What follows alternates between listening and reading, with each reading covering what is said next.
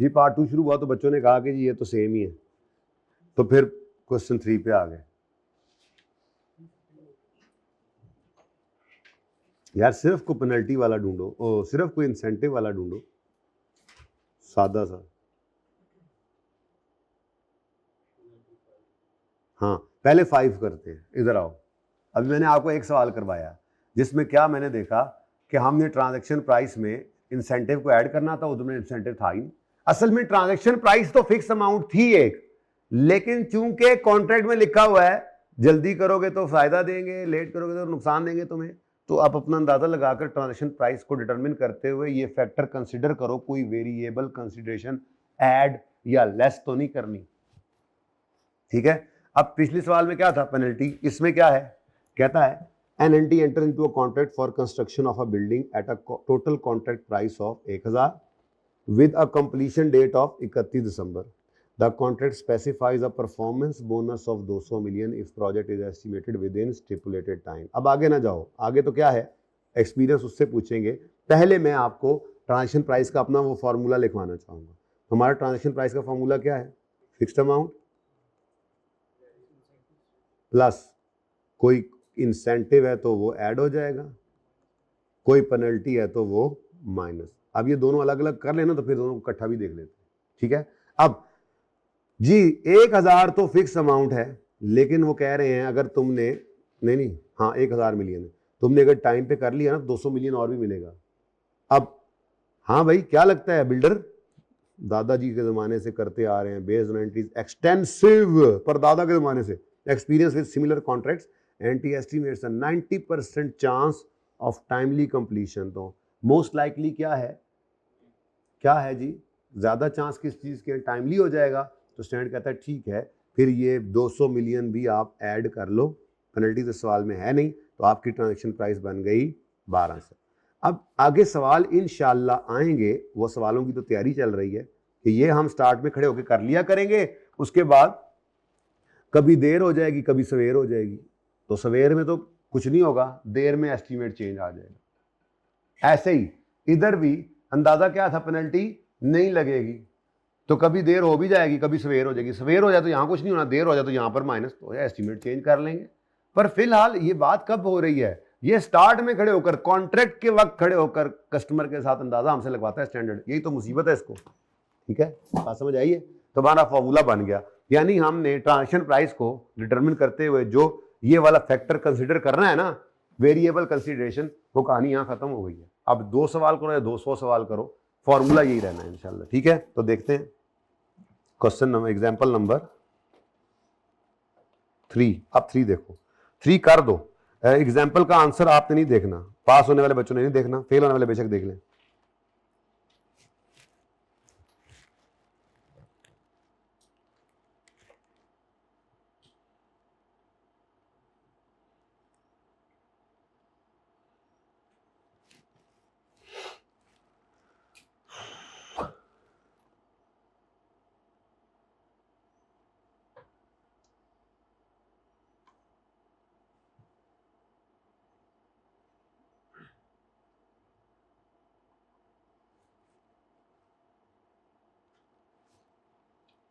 तो 7 तक ही कर देते हैं फिर, चलो अब घर जाके क्या करोगे आप, फिर होमवर्क का डबल क्लास भी है, होमवर्क भी इधर करो।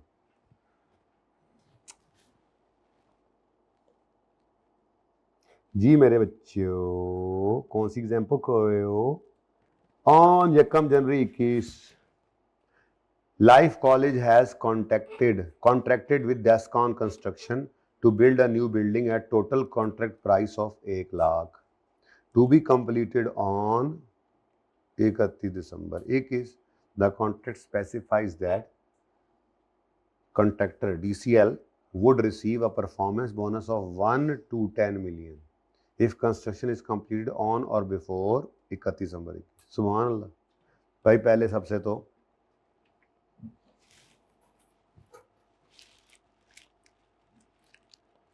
इससे को आसान वाला पहले कर लेना चाहिए। चलो खैर, खून की हो सकता है। आओ जी आओ जी आओ जी, मेरा नहीं ख्याल मुश्किल करेगा आपको ये देखो ट्रांजैक्शन प्राइस कैसे निकलेगी जी, एक फिक्स अमाउंट होती है, प्लस कोई इंसेंटिव है तो लेस कोई पेनल्टी है। अब क्या कहता है जी, 1 से 10 मिलियन तक बोनस मिल सकता है।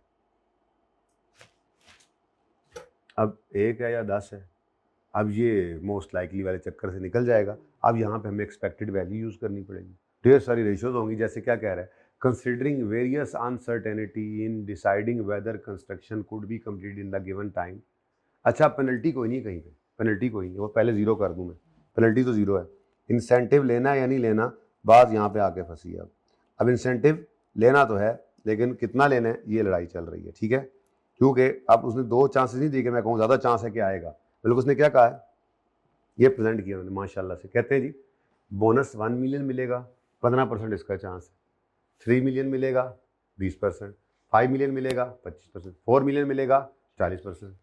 अब ये क्या है, ये ढेर सारी तो इसमें जो क्या मैं पहले कहा, हाईली लाइकली क्या है, ठीक है, मोस्ट लाइकली क्या है, इसमें मोस्ट लाइकली वाला चक्कर नहीं है। तो अपने पास एक स्टार लगा कर रख लो, ठीक है, और लिख लो अपने पास, अगर 2 परसेंटेजेस होंगी तो हम मोस्ट लाइकली उठा लिया करेंगे, और अगर 2 से ज़्यादा हुआ करेंगी तो हम एक्सपेक्टेड वैल्यू की बेस पे कर लिया करेंगे। एक्सपेक्टेड वैल्यू कैसे निकलती है, 1 into 15% plus 3 into 20% plus 5 into 25% plus 4 into 40%, ये एक्सपेक्टेड वैल्यू है, ठीक है, सही है। तो रेवेन्यू के स्टैंडर्ड में तो यहाँ पर भी वो I-37 तो यहाँ पर भी शायद वो मोस्ट लाइकली वो देता ही 2 चांस है, क्योंकि प्रोविजंस होती हैं, एक्सपेंसेस की साइड होती है, ये रेवेन्यू है, इसमें वो कहता है नहीं एक्सपेक्टेड वैल्यू निकालो। ये नहीं कि तुम कहोगे कि मोस्ट लाइकली 4 तो 4 ही रिकॉर्ड कर लें, नहीं। तो सादा बात, यहाँ पे स्टार लगा के आपने लिख लिया, यहाँ पे स्टार लगा के लिख लिया। अगर सवाल में 2 परसेंटेज होंगी तो मोस्ट लाइकली यूज करेंगे, मोस्ट लाइकली अप्रोच, और अगर सवाल के अंदर 2 से ज़्यादा होंगी रेशियोज, ये परसेंटेजेस, तो फिर एक्सपेक्टेड वैल्यू। अब इंसेंटिव ने तो आना है, क्योंकि वो ये कह चुका है कि इंसेंटिव मिलेगा और वो परसेंटेज भी दे रहा है। अब इसके लिए मुझे 1 मिनट के लिए ये फिगर चाहिए, ठीक है। अब ये फिगर निकालने का तरीका क्या है, बोले जी, जी 1 मिलियन आएगा, इसका चांस है 15%। फिर जल्दी से बताओ अगला, मैं खुद ही देख लूँ, हैं 3 मिलियन के चांस है 25 के 20%, 25 और 4 का 40%, तो टोटल क्या आ गया, तो ये 3.6 आपने ऐड कर लेना है, इंसेंटिव कोई नहीं माइनस होना, और फिक्स्ड पोर्शन कितना था 100, तो आपकी ट्रांजैक्शन प्राइस क्या बन गई जी, बोलो, ट्रांजैक्शन प्राइस क्या बन गई आपकी, बोलो, 103।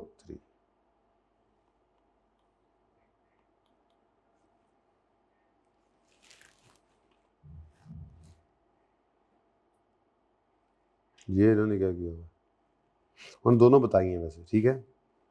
अच्छा, सॉरी, ऊपर लिखा हुआ है, ठीक है, estimated variable consideration using expected value method, तो वो क्या आता है जी, आपने 3 बताया, शायद वो 3 सही नहीं बताया, राउंड कर दिया आपने, 3.6 था, चलो 3.6, तो फिर इस हिसाब से ट्रांजैक्शन प्राइस 103.6 बनेगी। उन्होंने सिर्फ वेरिएबल कंसीडरेशन मांगी है, तो यहाँ पर ये 3.6 मैंने आपको डायरेक्ट निकाल कर दिया है। तो ये फिगर उन्होंने सिर्फ मांगी थी कि वेरिएबल पोर्शन कितना है, लेकिन हम साथ साथ फॉर्मूला भी अपना तैयार करते जा रहे हैं। और अगर वो कहता है नहीं जी, एस्टिमेटेड वेरिएबल कंसीडरेशन जो है मोस्ट लाइकली अमाउंट से निकालो, तो फिर मोस्ट लाइकली क्या है जी, सबसे ज़्यादा चांस किसका है जी, 4 मिलियन आएगा, तो फिर आपकी वेरिएबल कंसीडरेशन 4 मिलियन भी बन सकती है। सवाल खुद कह दे तो फिर वही यूज़ करेंगे, वरना जो आपको जनरल रूल है वो मैंने बता दिया, ठीक है ना। ज़्यादा परसेंटेज हो तो एक्सपेक्टेड वैल्यू की तरफ जाना आपने नहीं करना, ये हाईली लाइकली मोस्ट लाइकली वाला, ठीक है। लेकिन अगर सवाल खुद बोल दे तो फिर सवाल तो सवाल है ना, तो इसका मतलब उसने तो सिर्फ ये मांगा था, ठीक है, लेकिन मैंने पूरी फिगर ही निकाल दी कि चलो अच्छा है, ज़रा थोड़ी सी प्रैक्टिस भी चल जाएगी हमारी। अब इसी तरह से हम ये अगर आप देखें तो ये दूसरे के लिए भी कर लेते हैं ऐसे ही। तो ऊपर वाला फार्मूला वही रहने देते हैं, बल्कि दोबारा लिख लेते हैं। सवाल को देख के चलना है, ठीक है, सवाल जो कहे वो कर लेना है।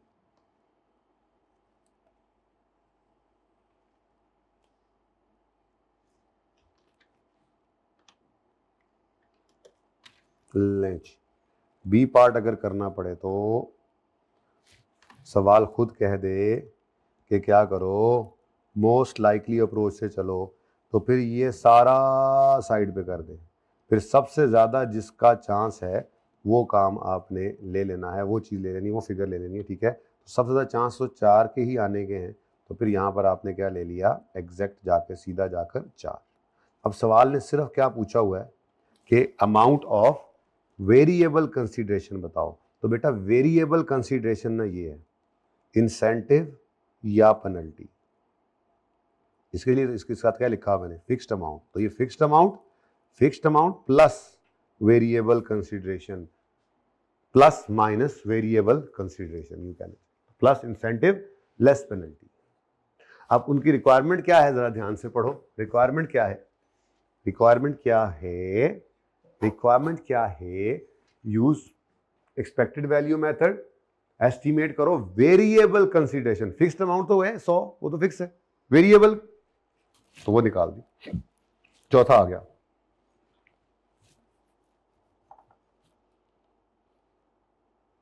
चलो करो फिर, चौथा भी करो फिर, देखी जासी, जल्दी करो। सोल्यूशन को अगर छुपा के आप कर लो ना, ओए होए सुभान अल्लाह, चास आ जाए, मैं कहता हूँ जिंदगी की। जल्दी कर लो, मैंने असल में जो चीज पढ़ानी है उस पर पहुंचे जल्दी से, ये असल नहीं था अभी तक। हाँ, आज परसेंटेज ऑफ कंप्लीशन वाला काम नहीं करते, वो ज़्यादा हैवी हो जाएगा, लेकिन consideration payable by seller to customer वाला कॉन्सेप्ट करा देता हूँ, बड़ा इंपॉर्टेंट है। लेकिन जल्दी से इसको 10 मिनट में फड़काओ, वेरिएबल कंसीडरेशन खत्म भी करो। A construction company enters into a contract to build an asset for 9 lakh. अब ये फिक्स्ड अमाउंट आ गई, मैं तो कहता हूँ कैलकुलेटर पे कर देंगे अब तो आप। With an expected completion date of 30 November, customer will pay. अच्छा देखो, आपने ना सोल्यूशन को नहीं देखना, सिर्फ ये जज करना है कि आपने वेरिएबल पार्ट कैसे, फिक्स तो फिक्स हो गया, अब वेरिएबल पार्ट कैसे निकालना है उसकी कोशिश करनी है, ठीक है। देखना है, कॉन्सेप्ट तो आपको समझ आ गया। कहते कस्टमर बोनस देगा 2 लाख अगर एसेट 30 जून तक कंप्लीट हो गया, और बोनस डिक्रीज होता जाएगा 20% से हर मंथ के डिले से। और बोनस डिले होने का पता यहां से लगेगा, कैसे, 30 जून तक कंप्लीट कर लें तो बोनस मिलेगा 2 लाख, और अगर नहीं तो फिर 20% कम। तो कहते हैं 30 जून तक कंप्लीट होने का चांस कितना है, 80, और 1 मंथ के डिले के साथ 15% चांस इसका भी है, और अगेन ज़्यादा परसेंटेजेस आ गई है। खैर एक्सपेक्टेड वैल्यू तो निकाल ही लेंगे, उसने दोनों ही कह दी, क्या कह रहे हैं जी। लेकिन देखो प्रेफरेबल इन दिस सिनेरियो कौन सा है जी, expected value method, not preferable in this scenario. तो वो मैंने वैसे ही आपको जनरल बात बता दी है क्या करना है, ठीक है। ऊपर वाले में दोनों ही लगते नजर आ रहे थे, लेकिन यहाँ पर एक प्रेफरेबल ही नहीं है, तो मैं इसलिए आपको इस बहस में डालना ही नहीं चाहता। मेरा तो दिल ही यही है कि आपको मैं इसी से सिखाऊंगा, दूसरा आप फिर देख लेना, दूसरा तो वैसे ही बड़ा आसान है, ठीक है, सही है। अब मैं अपनी तरतीब पे चलूंगा जी। मेरी तरतीब क्या है, मैं अपना फार्मूला लिखूंगा, टोटल फिक्स कॉस्ट। ये मैं बेसिकली मैं कौन हूँ, ये आप हैं, ये मैं आपकी तरफ से बोल रहा हूँ, ठीक है ना। आप यूँ कह रहे हैं मैं तो ये करूँगा, तो total fixed portion plus incentive less penalty. यार दोनों इकट्ठे नहीं आ रहे, मजा नहीं आ रहा, 7वें सवाल में जाके इकट्ठा होना है उन्होंने मैंने कहा एडवांस बता दूं, इकट्ठे नहीं हो रहे, ठीक है। अब फिक्स्ड पोर्शन कितना है जी, बोले जी, उन्होंने वैसे क्या कहा है, उन्होंने कहा हाँ ट्रांजैक्शन प्राइस निकालो जी। तो फिक्स्ड पोर्शन कितना है जी, 900 लिख दूं 1000 में, ओके। अगली बात, अब इंसेंटिव की कैलकुलेशन करनी पड़ेगी हमें, ठीक है। ये अलग से वर्किंग करेंगे, फिलहाल तो मैं यहां पे करूं, पेनल्टी कोई नहीं है, ये पेनल्टी नहीं है, इंसेंटिव कम होता जाना पेनल्टी नहीं है। पेनल्टी तो ये है कि आपको पल्ले से देने पड़ेंगे, तो ये कह रहे हैं हमने देने हैं, वो कम होते जाएंगे, तो पेनल्टी नहीं समझ लेना इसको, इंसेंटिव है। अगर 30 जून तक आ जाओ तो इसके चांसेस कितने हैं, जिसके चांसेस कितने हैं 80%। तो भाई आपको जो 2 लाख रुपया मिलना है, तो इसका चांस क्या है 80%। सिंपल, एक्सपेक्टेड वैल्यू निकालनी है ना, तो आपने क्या करना है, आपने कहना है जी ये यूं पढ़ना है आपने, यूं पढ़ना है आपने। देखो 2 लाख मिलेगा, इसका चांस है 80%, क्योंकि उसने क्या कहा था 30 जून तक कंप्लीट करोगे तो 2 लाख मिलेगा। वो कह रहा है 30 जून तक कंप्लीट होने का चांस कितना है, 80%। तो हम यूं बोलेंगे 2 लाख मिलेगा, इसका चांस है 80%, और 2 लाख मिलेगा नहीं, बल्कि 2 लाख का एक तो ये भी करना पड़ेगा, 2 लाख का कितने परसेंट, बल्कि यूं कर ना ले हम, क्या ख्याल है, ये यूं कर लेते हैं, यहाँ पे छोटा सा ना काम कर लेते हैं, इधर देखो, ये देखो, ये ऐसे, ये छोटी सी वर्किंग बन जाएगी हमारी वर्किंग, ठीक है। 30 जून तक आ गए तो 2 लाख मिलना है, ठीक है, और सही है 2 लाख, यहां पे करते हैं, यहाँ 30 जून तक आ गए तो कितना मिलेगा, 200। अच्छा, अगर 1 महीने का डिले हो गया तो कितने परसेंट कमी हो जाएगी, bonus will decrease by 20% for each month. इसका मतलब अगले महीने आप आओगे तो 200 का 80%, 160 मिलेगा। और अगर इससे भी लेट हो गए, अब कुछ करने वाले क्या करते हैं, 200 को ही 40% कर देते हैं, कुछ करने वाले 160 को भी कर सकते हैं। ये कोई इतनी बड़ी बात नहीं है, सब्जेक्टिव, इस पे बहस करने की जरूरत नहीं, मेरे ख्याल में आप ये बहस हो रही, ठीक है, ये कोई बात नहीं है, ठीक है। वो नॉर्मली वैसे जो है ना, नॉर्मली वैसे वो बेस इसी को रखा जाता है, ठीक है। लेकिन कोई कहने वाला यूं भी कह सकता है कि 1 महीना डिले हो गया तो अब आगे 160 को लेकर चलो, तो दोनों तरह से ठीक है, ये कोई बहस वाली बात नहीं है, ठीक है। बहस वाली बात ये होती कि आप ये कैलकुलेशन क्या, ये 40%, 80%, 15%, 5% लगा रहे हो या नहीं लगा रहे हो, ठीक है। तो बहरहाल आपकी मर्जी है, मेरे ख्याल में ज्यादा बेहतर यही है, क्योंकि उसने क्या बोला है, कस्टमर विल पे अ बोनस ऑफ 2 लाख, लेकिन the bonus will decrease by 20%। The bonus तो वो इसी के साथ ही जोड़ रहा है, मेरे हिसाब से ये भी ज्यादा बेहतर है। तो अगर कोई 160 पे 20% और कम कर ले, 160 का 80 ले ले, तो कोई पहाड़ नहीं टूट पड़ेगा। वो भी समझने वाले ऐसे समझ सकते हैं, ये कोई इतनी बड़ी बात नहीं है, इसको गलत नहीं करना चाहिए एग्जामिनर को, बाय द वे, ठीक है। लेकिन हम जो है वो इसको यही कहेंगे कि 200 को बेसिकली वो यूं हो रहा है कि कस्टमर क्या कहेगा, जेन में सेलर क्या कहेगा, 2 लाख आना है, 1 महीना गया, ओ यार 2 लाख में से 20% गया, फिर 2 महीने गए, ओ यार 2 लाख से अब 20% और गया, यानी कि 40% टोटल में गया। तो खैर है, कोई बात नहीं, ये सब्जेक्टिव बात है, सोचने वाले दोनों तरह से सोच सकते हैं। बोलो बहरहाल, हमने तो ये सोचा जी, हैं, ओ सॉरी 40 तो कम करना है जी, 60% हो गया जी, 120। अब ये जनाब मैंने आपको निकाल कर दे दिया बोनस की अमाउंट रुपीज, ठीक है, 200 रुपीज इन 1000, हजार सी बात है, ठीक है। तो अमाउंट 200 यानी 2 लाख रुपए आएंगे, इसका चांस क्या है, तो यहीं पे वर्किंग, ये यही ना वर्किंग बना लूँ, ये वो जो मैं यहाँ पे करता हूँ, मैंने क्या करना था 200 इंटू 80 प्लस 160 इंटू ये यहाँ पे कर रहा हूँ मैं, ठीक है। लो जी, मेरी वर्किंग नंबर 1 यहाँ से शुरू हुई है, वर्किंग 1, ठीक है, यहीं पे वर्किंग होगी, काम हो गया अपना, ठीक है। प्रोबेबिलिटी लगाकर मुझे बताओ कि 200 इंटू 80 कितना बनता है, 160। अच्छा, ऐसे नहीं करना, ऐसे भी कर सकते हो आप, अगर आप कंफर्टेबल, दोनों तरह से कर लेते हैं, ठीक है, दोनों तरह से। पहले इस तरह से जैसे पहले कर रहे थे, ये ना आपको कि यार ये क्या करने लग गया। तो 200 रुपये मिलेंगे, इसका चांस क्या है, 80%। 160 मिलेंगे, इसका चांस क्या है, और 120 मिलेंगे, इसका चांस कितना है, 5%। तो टोटल क्या बन गया जी, 190। ये लो, यही मैं यहां पर करने लगा था कि 200 का 80% लो तो कितना आता है, 160, फिर 160 का 15% लो, 24, फिर 120 का 5% लो, 6, और ग्रैंड टोटल लो 190 ही होना है, वही काम इधर किया है। बहरहाल आप कैलकुलेट कर लो, चेक कर लो, 160 जमा 30। तो वो पहले जब वर्किंग ऐसे कर रहा था, समझाना आसान था, जरा ज़्यादा चीज़ें इन्वॉल्व हो जाए तो इस तरह से टेबल भी बना सकते हो आप। ये टेबल इसलिए बनाना जरूरी है कि अब ये 200 कहाँ से आया, 160 कहाँ से आया, इसके लिए फिर अलग वर्किंग करनी पड़ी, तो इसलिए सजेस्टेड यही है कि इस तरह से छोटी सी वर्किंग करूँ मैं, ठीक है। और लिख लूँ आगे 200, फिर 200 का 80%, ताकि वर्किंग का रेफर कर दें हम यहाँ पर, सिर्फ यहाँ पर आकर हम लिख दें ऐसे करके वर्किंग नंबर 1 और हमारा काम हो जाए, ठीक है। तो ये फिर इधर करने की जरूरत नहीं पड़े, क्योंकि उसके लिए मुझे फिगर्स भी चाहिए थी, ठीक है। तो ट्रांजेक्शन प्राइस क्या बन गई जी हमारी, 1190, ठीक है। तो ट्रांजैक्शन प्राइस क्या होती है जी, fixed amount plus fixed amount, क्या हुआ, 1090 है, हाँ सॉरी जी, fixed amount plus variable consideration, तो 1090 बन गया। ठीक है जी, डन। चलें आगे, एक और सवाल कर लें जी। ये कहे तो 100, अच्छा ये सिर्फ वो ये हाँ ये किया हुआ, ठीक है। ये उन्होंने वेरिएबल अलग से वही वर्किंग की 190 वाली, और फिर यहाँ पे छोटा सा ये भी लिखा हुआ, ध्यान से देख। अच्छा, अगर दूसरा पार्ट भी अभी देख के याद आ गया मुझे, दूसरा पार्ट क्या था जो मैं बिल्कुल भी, मुझे तो पसंद ही नहीं है वैसे भी वो, मैंने इसीलिए ये असूल बनाया बच्चों के लिए। अगर 2% मिले तो फिर मोस्ट लाइकली पे जाओ, 2 से ज़्यादा मिले तो एक्सपेक्टेड वैल्यू पे जाओ। लेकिन अगर सवाल खुद कह दे 2 से ज़्यादा देकर भी कि मोस्ट लाइकली पे जाओ, तो फिर तो मजबूरी है ना, सवाल कह दे फिर सारी रूल्स खत्म हो जाते हैं। ठीक है, अच्छा खैर, अगर मोस्ट लाइकली में जाते तो मोस्ट लाइकली क्या है, 200 आना है, तो आपकी ये 900 जमा 200 1100 ट्रांजेक्शन प्राइस होनी थी ये। ठीक है जी, लेकिन ये रिकमेंडेड नहीं है, वैसे भी ज़्यादा परसेंटेज रिकमेंडेड नहीं होता, बस ठीक है, आपके लिए रूल वही है। ओके, जल्दी करो जल्दी करो, 5 हो गई है, 6 कर दो अब जल्दी से, मुझे ये पेनल्टी होनी चाहिए।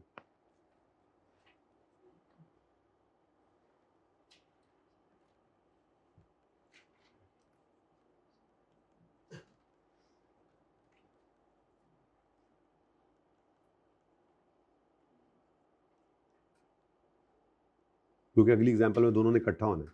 हाँ जी, Titanium enters into contract with Delta to supply laptops at a total contract price of 5 million by 30 June.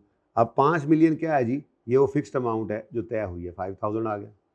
The contract stipulates a penalty of 400,000 if laptops are not delivered by the, तो incentive नहीं है, आज क्या है, penalty है। अगले साल में दोनों इकट्ठे आ जाएंगे, कोई मसला नहीं, दोनों भी आ सकते हैं। ठीक है, अच्छा, लेकिन पेनल्टी 4 लाख पे करनी पड़ेगी, इसका तो चांस अब आप ही बताएंगे ना, आपको क्या लगता है लेट करोगे या टाइम से दोगे? तो उसने कहा बेस्ड ऑन टाइटेनियम एक्सटेंसिव, दादाजी के ज़माने से लैपटॉप, अच्छा सॉरी, बहुत अरसे से लैपटॉप डिलीवर करते आ रहे हैं, दादाजी के ज़माने में लैपटॉप होता नहीं था, इसलिए मैंने कहा ज़रा वापस कर, दादाजी के ज़माने से ये काम नहीं कर रहे थे, ठीक है, लेकिन इस जैसे सिमिलर अरेंजमेंट्स कर रहे थे, तो एस्टिमेट इनका क्या है, 70% चांस है कि टाइमली डिलीवरी होगी। अब अगेन क्या हो गया जी, 1% है, तो क्या कर ले, मोस्ट लाइकली, तो मतलब टाइमली डिलीवरी हो जाएगी, इसका मतलब पेनल्टी नहीं पड़ेगी, पेनल्टी नहीं। और अगर यहाँ पे लिखा होता कि चांस है कि लेट हो जाना है, तो फिर यहाँ पर आप -400 कर देते और 4600 के ऊपर आप ट्रांजेक्शन प्राइस को रिकॉर्ड करते। तो बहुत सादा सी बात है यार, इतना आसान काम। जब ट्रांजैक्शन प्राइस को डिटरमिन करने लगो, ट्रांजैक्शन प्राइस वही मुसीबत है जिसको फिर आगे एलोकेट करना होता है अगले स्टेप में, वो हम पहले पढ़ आए हैं। तीसरा मुश्किल था, वो आसान था, बात समझो ना। आप ट्रांजैक्शन प्राइस निकलेगी तो उसको एलोकेट करोगे डिफरेंट पीओस पे, ट्रांजैक्शन प्राइस निकालने के लिए ये लड़ाई चल रही है। अगर आपको इस तरह से इंसेंटिव या पेनल्टी दे दे, तो आपने इंसेंटिव को ऐड करना है, पेनल्टी को लेस करना है। ट्रांजैक्शन प्राइस का फॉर्मूला फिर क्या बन गया हमारे हिसाब से, fixed amount plus variable consideration. Variable consideration में प्लस भी हो सकता है, माइनस भी हो सकता है। Got it? लो जी, आपका सवाल आ गया कि ठीक है, आपका सवाल आ गया, इस सवाल का सलूशन अल्लाह करे ना हो, अगले सफे पे है, ये ही बड़ी नेमत है। ठीक है, तो जल्दी से मैं ये काम करके दो, जल्दी करो जल्दी करो जल्दी जल्दी जल्दी करें जल्दी।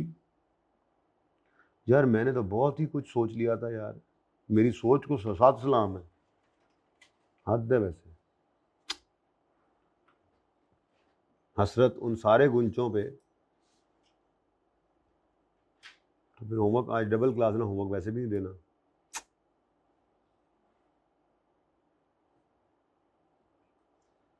और कोई सवाल ऐसा नहीं कर दे ही नहीं सकता अभी, चलो कोई नहीं, कल जिंदगी अगर रह गई तो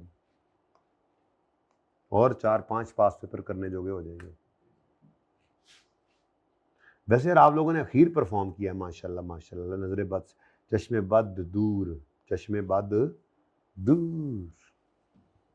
जो आपने सवाल किया रिसेंट पास पेपर 4, पास पेपर 5, मैंने तो कराया था, मुझे कॉन्फिडेंस आप नहीं देना था, दे दिया।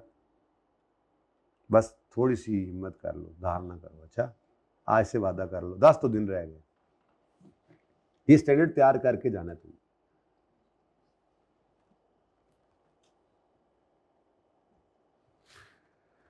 हाँ जी 30 सेकंड है और इतना औखा स्टैंडर्ड है, बोल बोल के बंदा थक जाता है। जिस दिन ना कोई सवाल हो ना, एंट्रीज ना हो, अब क्या करें, ये भी सीखना जरूरी है, यहीं से सवालात बनते हैं।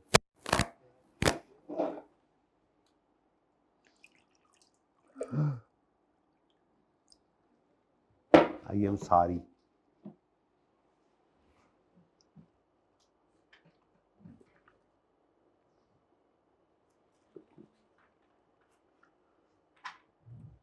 अल्टीमेट सवाल आपने फिर खुद कर लिया है।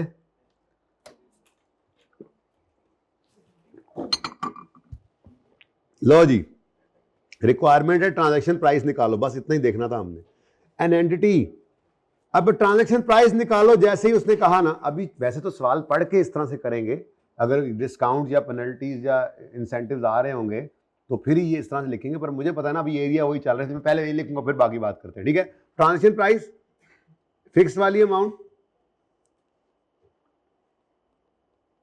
प्लस इंसेंटिव लेस पेनल्टी, और सवाल में दोनों थे है ना, सुभान अल्लाह, मिक्स हो गया, मिक्स अचार बन गया। An entity enter into a contract with a customer to build a customised asset, customer को कस्टमाइज्ड एसेट ही दे रहे हो, अच्छा। The promise to transfer the asset is a performance obligation that is satisfied over, इसका फिलहाल आपसे कोई ताल्लुक नहीं है, रेवेन्यू रिकॉर्ड करने से स्टेप 5 से इसका ताल्लुक होता है, ठीक है ना। अभी तो हम सिर्फ ट्रांजैक्शन डिटरमिन कर रहे हैं, फिर उसको एलोकेट करेंगे, फिर उसको रिकॉर्ड करने की बारी आनी है। तो ये धोखा है, इस लाइन को साइड पे कर दो, अभी नहीं, लेकिन इस पर बड़ी बहस होनी है इंशाल्लाह, कल तो शायद नहीं, परसों हम इसके पीछे पड़ेंगे, फिर इसको फिर घर छोड़ेंगे इंशाल्लाह, तोड़ हैं जी ला के आवाएंगे। फिलहाल बहरहाल अभी क्या, अगर पीओ सेटिस्फाई होती है at a point in time तो सारा रेवेन्यू इकट्ठा रिकॉर्ड होता है उस वक्त, और ओवर टाइम होती है तो आहिस्ता आहिस्ता, ये फर्क है, ठीक है, छोड़ो इसको।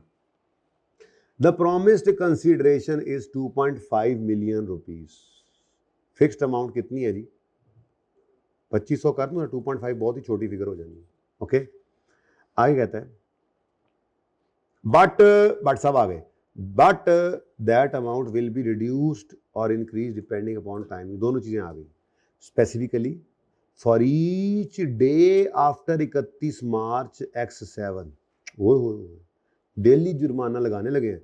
Asset is incomplete, promise consideration is reduced by 10,000।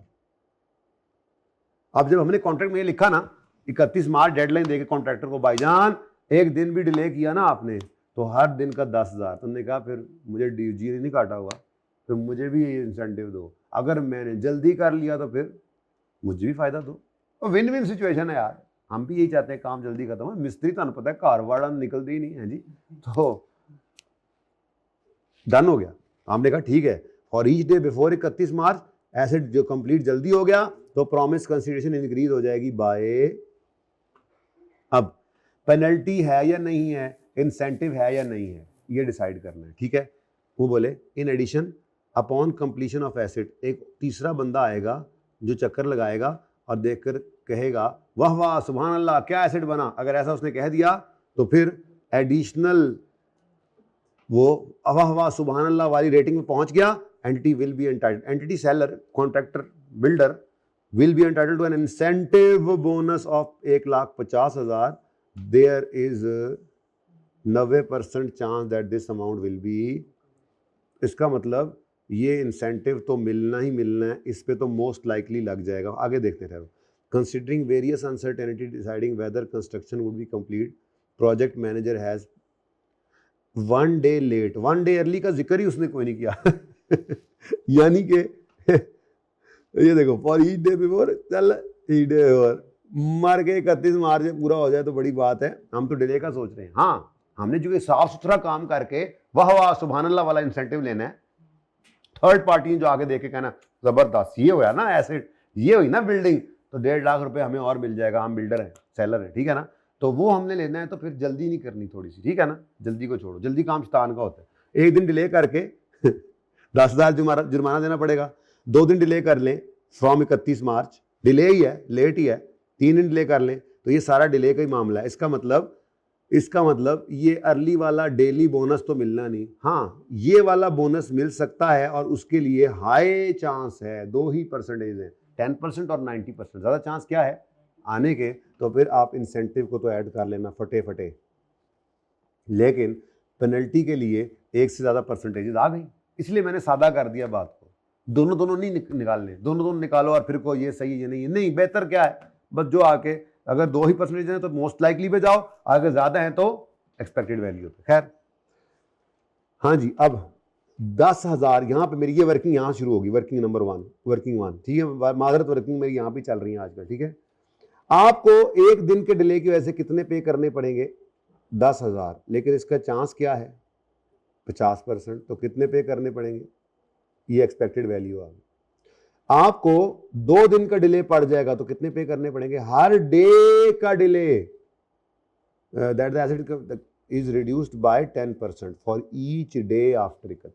तो 2 दिन डिले हो गया तो 20,000, लेकिन इसका चांस क्या है 30%, कितना बनता है, और 3 दिन का डिले हो 30,000 देने पड़ सकते हैं, लेकिन 3 दिन का डिले हो उसका चांस कितना है 20%, क्या आता है जी, ये भी 6,000 है। चलो अब ये रुपीज इन थाउजेंड चल रहा था ना मामला, ठीक है, तो रुपीज इन थाउजेंड में आपकी ये वर्किंग ने आंसर दिया, तो एक्सपेक्टेड वैल्यू क्या आ रही है जी पेनल्टी की, इस बार पेनल्टी पे लग गई एक्सपेक्टेड वैल्यू जी 17, लो जी 17,000, तो 17,000 17 लिखना है, तो फिर ये क्या है, अच्छा ये रुपीज में था, ओके, जिसमें परेशान ही करता, अच्छा जी इतनी पेनल्टी, तो ट्रांसफर प्राइस क्या निकली जी 2600,33, ठीक है, सही है। तो ट्रांजैक्शन प्राइस को डिटरमिन करते हुए आपने ध्यान रखना है कोई वेरिएबल कंसीडरेशन तो नहीं है, कोई डिस्काउंट या पेनल्टी या इंसेंटिव या पेनल्टी डिस्काउंट, ठीक है, इंसेंटिव में ऐड होना है, पेनल्टी ने लेस, लेकिन अपने चांस के हिसाब से। अगेन आप स्टार्ट में खड़े होकर अंदाजे की बुनियाद पे ये काम ऐड या लेस वाला कर लेंगे, और फिर अगर इसमें कोई चेंज आता है वो सवालों में देखेंगे, जाके पासवर्ड पढ़े, ऐसे सवाल एस्टीमेट चेंज कर लेंगे, मसला नहीं। पहले ये तो सीखो करना क्या है, एस्टीमेट चेंज तो वही जो काम किया होता है उल्टा देते, मसले को नहीं होता हमें। हमने सेल और टर्न बेसिस में भी देख लिया, हमने अभी थोड़ी देर पहले वो सेल के अंदर भी देख लिया जब हमने डिस्काउंट को रिकॉर्ड किया, हम भी और भी देखेंगे इंशाल्लाह, ठीक है। अच्छा अगली बात है जी, इसको बाद में करते हैं, ये कर चुके हैं, ये देखो इसकी अंग्रेजी मैंने भी पढ़ानी है, लेकिन फिलहाल ये देखो अभी आगे नहीं पढ़ो, ये यहाँ से नहीं पढ़ना, एक मिनट यहाँ से नहीं पढ़ना, यहाँ से नहीं पढ़ना, ठीक है। अगर हम अपने हिसाब से पढ़ते हैं, अगर डिलीवरी टुडे और कैश बाद में कम से कम 1 साल से ऊपर का अरसा होना चाहिए, तो क्या सिखाया था याद करो, क्या आपने सेल को बुक करना है पीवी पर, सेल बुक होगी प्रेजेंट वैल्यू पर, और डेटर बुक होगा, और फिर उसकी डिस्काउंटिंग करें, उसको अनवाइंडिंग करेंगे तो इंटरेस्ट इनकम आएगी। फिर 12वां सवाल आ गया था, उसमें मामला उलट हो गया था, उसमें कैश आ जा रहा था और डिलीवरी 2 साल बाद थी। हमने कहा था कैश को पकड़ के ले जाओ इधर और सेल को बुक करो, अलग से सेल निकाल कर रख लेंगे एफटी वैल्यू पर, फ्यूचर वैल्यू पर, और लायबिलिटी बुक करो, और इसको जब अनवाइंड करोगे तो इंटरेस्ट एक्सपेंस आएगा, ठीक है। ये काम तो हम कर चुके हैं जी, ये तो सवाल भी सारे कर लिए हुए हैं। तो ये जो एक छोटी सी चीज है ना, ये सिर्फ थ्योरेटिकल है, इसलिए मैंने इसको कहा फिलहाल छोड़ो, इसको पेंडिंग किया। ट्रांजैक्शन प्राइस को डिटरमिन करते हुए किस चीज का ध्यान रखना है, नंबर 1 वेरिएबल कंसीडरेशन तो नहीं है कोई, अगर है तो उसको ऐड लेस कर लो, इंसेंटिव है तो ऐड प्रैक्टिस कर ली। दूसरी चीज कोई सिग्निफिकेंट फाइनेंसिंग कंपोनेंट तो नहीं है, मतलब ट्रांजैक्शन प्राइस में छुपा पड़ा हो इंटरेस्ट निकालो बाहर। ट्रांजैक्शन प्राइस डिटरमिन करते हुए देखो टाइम वैल्यू ऑफ मनी को डिटरमिन कर लो, ठीक है, तो टाइम वैल्यू ऑफ मनी तो नहीं इन्वॉल्व हो रहा, ठीक है। तो ये यहां पर लिखा हुआ है, ठीक है। एग्जाम्पल 1 भी आप कर चुके हैं ऑलरेडी, ये किया हुआ काम, ये हम बल्कि इसको पता नहीं कहां तक ले गए थे हम तो, ठीक है। तो उसके बाद अगली बात एग्जाम्पल में आपको बताई जाएगी कि एक एंटिटी ने बबलू भी है, यस बबलू भी है। चलें फिलहाल ले जी, एक एंटिटी है, ये तीसरी चीज जो है, ये तीसरी चीज, चौथी चीज सबसे अहम है, अब वो रह गई। पता नहीं इतना टाइम क्यों लग जाता है ये पढ़ाते हुए स्टैंडर्ड यार, इतना आसान स्टैंडर्ड है। आज एक्स्ट्रा क्लास है, एक्स्ट्रा क्लास में अगर आपकी इजाजत हो तो थोड़ा सा ये भी पढ़ लें, थोड़ा सा अगर टाइम हुआ तो। पहले दूसरा काम करेंगे जो प्लान के हैं, दिल बड़ा कर रहा है कि कम से कम ये स्टेप आज पूरा कर दे। 1 घंटा ही है ना, और लग गया तो क्या, तुमने नहीं आना? आगे किसने नहीं आना जो बैठे हुए हैं उनमें से, क्योंकि जो घर है वो तो घर है ना। नहीं आना, नहीं आना अगली क्लास में, तो फिर क्या आप क्या कहते हो? लेक्चर तो अवेलेबल हो जाना है, क्या कहते हो इसका पार्ट कुछ कर लें बीच में या रहने दें? नहीं, जैसे आप कहेंगे हम तो वैसे करेंगे। काम तो ਅਸੀਂ सारे ही करने ने बेटा, जेड़ा शाम वाली क्लास में छड़ना है वो अगे टुर जाएगा, करना तो है, लेकिन ये जरा मजा आ रहा है थोड़ा सा ना ऐसे, इस वक्त स्टेप पूरा हो जाए ना ऐसे, जरा आज के दिन में ऐसे इस्तिखारा करूं, जोहर में कर लूंगा फिर चले यार हम फिर मशवरा कर लेंगे। आपने आपकी तरफ से कोई नाराजगी तो नहीं है ना? बाकी तो सब फिजिकली नो सर विच तुसी कही जाते हो, तुसी तो फिजिकली है हो ना इतने मौजूद। हाँ, जो फिजिकली आने हैं उनको तो कोई फर्क नहीं पड़ता, जो घर बैठे हैं, जो घर बैठे हैं वो तो वैसे ही छुट्टी का फैसला कर चुके हैं, तो रह गए भाई वो जो अभी बैठे हैं, ये अगर नहीं होंगे तो ये ना कर दे तो हम नहीं करेंगे ये वाला, ठीक है? आगे बढ़ो, ये बस कर लें फिर छुट्टी, ये कर लें फिर छुट्टी, ठीक है? एक एंटिटी ने सफाई का कॉन्ट्रैक्ट कर लिया कॉलेज के साथ, entity enters of contract with customer to pay provide a weekly service for 1 year.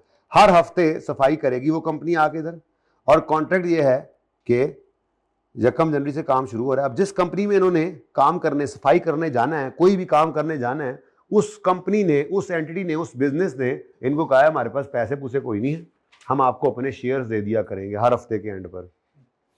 यानी सफाई वाला 2-3 साल सफाई करने के बाद फिर सफाई वाला नया रख लेगा और खुद डायरेक्टर्स के अंदर शामिल हो जाएगा, ठीक है? अच्छा, कोई नहीं, हो सकता है, क्या मसला है, ठीक है? अब एंट्री यकम जनवरी को साइन करके कॉन्ट्रैक्ट काम को शुरू कर देती है, और इन exchange for service customer promise कर रहा है कि वो पे करेगा, कस्टमर प्रॉमिस कर रहा है कि वो पे करेगा कितना जी? हाँ, कितने रुपए नहीं, कितने रुपए नहीं यार। एक तो ये बड़ा मसला है आपका ना यार, ये मैं बड़ा तंग हूं, मैं तो इससे बड़ा तंग हूं। तो आप जो सोल्यूशन देखते हो, अब बीच में एक चीज नहीं है तो वो 0 लिखी है तो आप उसको भी देख रहे हो, शुक्र है मेरी नजर पड़ गई। सवाल पढ़ो, ये 1 पढ़ो, 1 पढ़ो, मैं इससे पहले कि तुम दूसरे को देखो पहले वो मिटा दो, फिर ये करके छुट्टी छुट्टी छुट्टी, उसके बाद फिर तेरी मेरी कुट्टी, फिर 3:15 बजे फिर दोस्ती, और फिर थोड़ा सा IFRS 15 और ज्यादा सारा IAS 37 करना है हमने। IAS 37 में इजी नहीं लेना हमने, प्रोविजन का नोट बनाना है इंशाअल्लाह। और वो सवाल थे, वो मेरे दोस्त आज पता नहीं सुबह वाली क्लास में तो नजर आ रहा था मुझे, CMA में गायब हो गया, तुम्हारा दोस्त आया हुआ था ना, वो ना भी आया तो मुझे लगता आया हुआ है, ऐसी प्रेजेंस है उसकी मेरे दिल में है। तो वो कह रहा था वो जो वारंटी वाले सवाल वो अब आज है ही नहीं, हम करेंगे तो खैर वो नहीं आया मोहम्मद बख्शा है।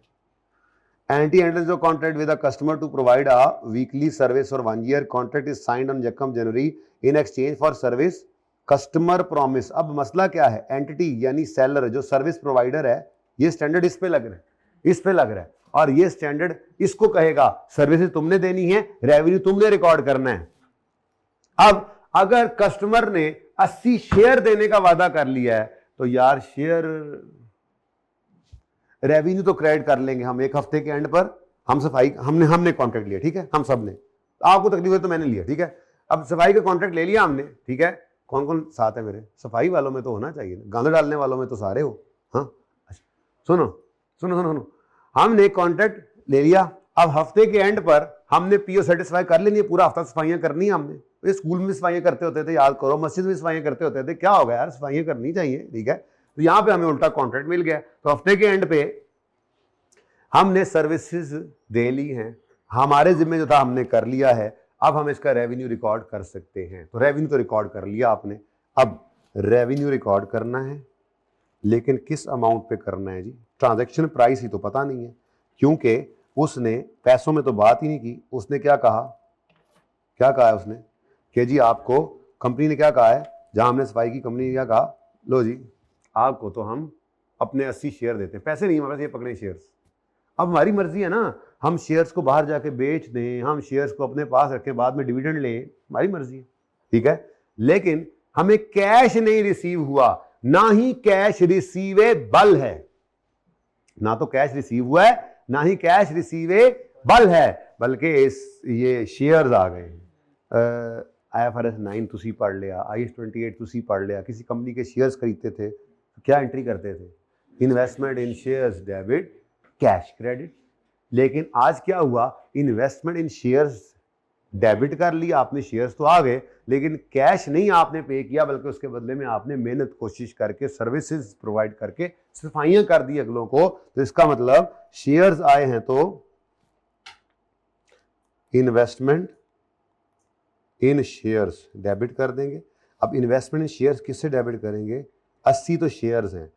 प्राइस कौन सी हो, इंपॉर्टेंट थिंग इज प्राइस कौन सी हो, यकम जनवरी जिस दिन कॉन्ट्रैक्ट हुआ उस दिन शेयर की वैल्यू क्या है, कहीं लिखी हुई है, काश की लिखी होती यार, मैंने ये भी समझाना था असल में आपको, लेकिन चलो, जिस दिन कॉन्ट्रैक्ट किया है उस दिन एक शेयर, लेट से मैं कहता हूं 10 रुपए का है, तो भाई उस दिन की वैल्यू नहीं, जिस दिन आपको शेयर्स मिले हैं उस दिन फेयर वैल्यू कितनी है, 12 पे रिकॉर्ड करो, आंसर क्या आ गया 960। ये डेबिट हो गया इन्वेस्टमेंट इन शेयर्स में।